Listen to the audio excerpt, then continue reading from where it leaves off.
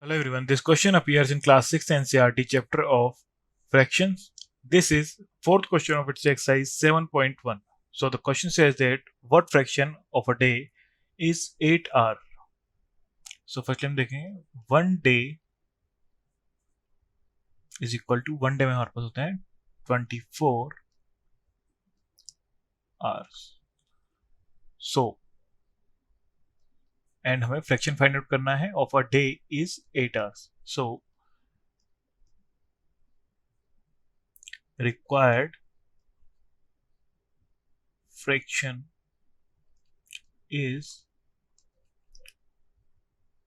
1 day में बोला है तो हमारे पास टोटल 24 आवर हो जाएंगे एंड हमें 8 आवर का फाइंड आउट करना है सो हो जाएगा 8/24.